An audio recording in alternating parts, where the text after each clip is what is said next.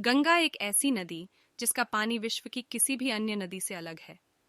गंगा एक ऐसी नदी है जो केवल पृथ्वी पर ही नहीं बल्कि जनमानस की अभिव्यक्ति में भी लोकोक्तियों एवं मुहावरों के रूप में बहती है। अपनी इसी लोकप्रियता एवं अद्वितीय रूप में बहने के कारण यह लगातार जन्म मृत्यु के उपरांत किए जाने वाले कर्मकांड का हिस्सा बनी।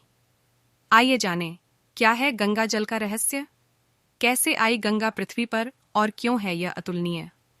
साथ ही हम जानेंगे गंगा नदी से जुड़े महत्वपूर्ण तथ्य।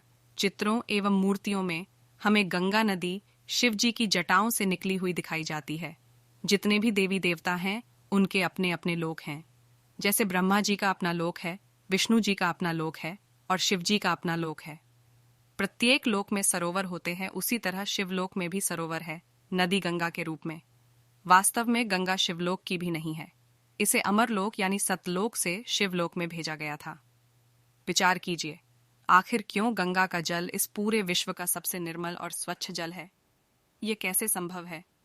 कौन सा है अमरलोक जहां से गंगा भेजी गई और जिसे शिवलोक से पृथ्वी पर भेजा गया? गंगा के कई पर्यायवाची शब्द हैं, अर्थात गंगा को हेमवती, जाह्नवी, मंदाकिनी, अलकनंदा, त्रिपतगा आदि नामों से जाना जाता है। गंगा का इतिहास लंबा है। इस नदी से लोगों की धार्मिक आस्थाएं भी जुड़ी हुई हैं। गंगा नदी का उद्गम स्थान है उत्तराखंड। नदी गंगा उत्तराखंड स्थित उत्तरकाशी जिले के गंगोत्री से निकलकर बंगाल की खाड़ी में जा गिरती है, जहां यह मुख्य रूप से भारत में बहती हुई नेपाल और बांग्लादेश की सीमाओं के भीतर भी होती है। वहीं भारत के राज्यों में उत्तराखंड, उत्तर प्रदेश, बिहार, मध्य प्रदेश, हिमाचल प्रदेश और पश्चिम बंगाल के राज्यों से होकर बहती है। भारत के इतिहास में मौर्य साम्राज्य से लेकर मुगल साम्राज्य तक गंगा के मैदान सबसे अधिक उपजाऊ और प्रमुख स्थान माने जाते रहे हैं। गंगा नदी सबसे पवित्र मानी जाती है क्योंकि इसका पानी कभी खराब नहीं होता।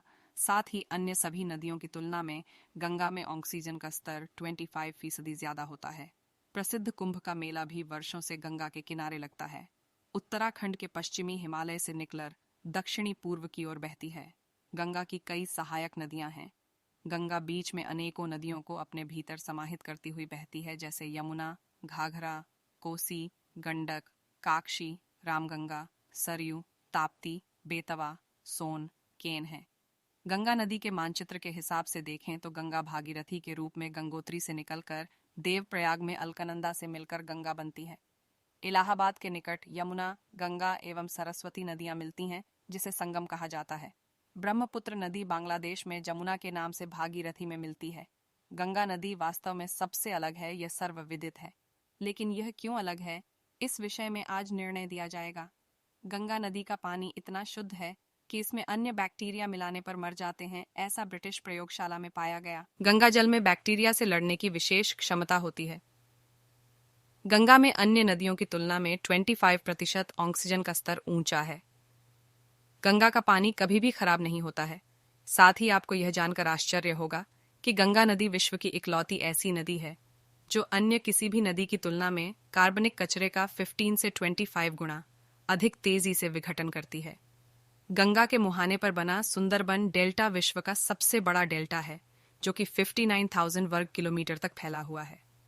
गंगा नदी लोगों की धार्मिक आस्थाओं से जुड़ी है। इस कारण और अन्य नदियों का पानी जिस तरह प्रदूषित हुआ है, उससे दोगुनी तेजी से गंगा नदी का पानी प्रदूषित हो रहा है।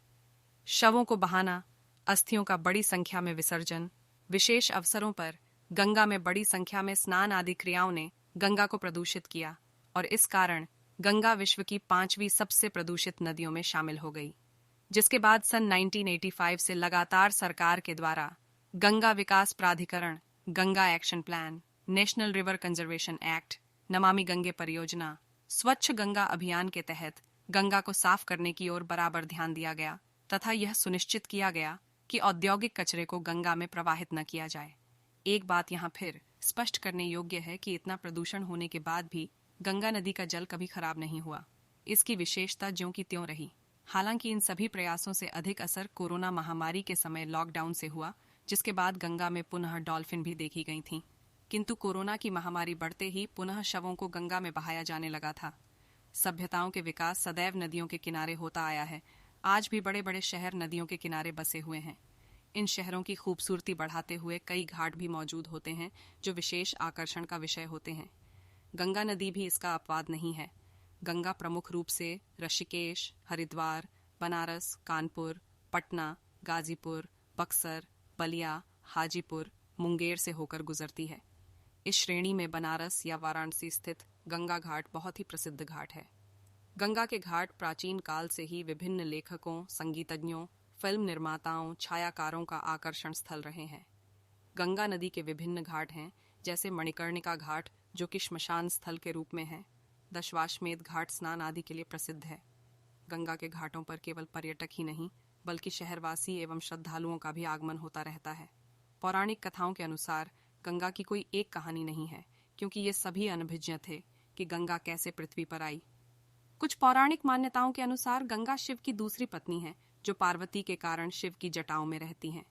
कुछ मान्यताएं ब्रह्मा के शाप को इसका कारण ठहराती हैं, जिस कारण गंगा पृथ्वी पर आई और राजा शांतनु की पत्नी बनी।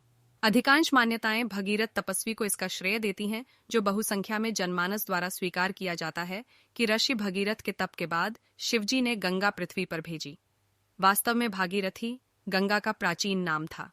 यह नदी देवप्रयाग में अलकनंदा से मिलकर गंगा के नाम से जानी जाती है। अंतर्राष्ट्रीय स्तर पर गंगा का नाम द गैंगेज है। आपको यह जानकारी कैसी लगी कमेंट में जरूर बताएं और हमें सब्सक्राइब जरूर करें।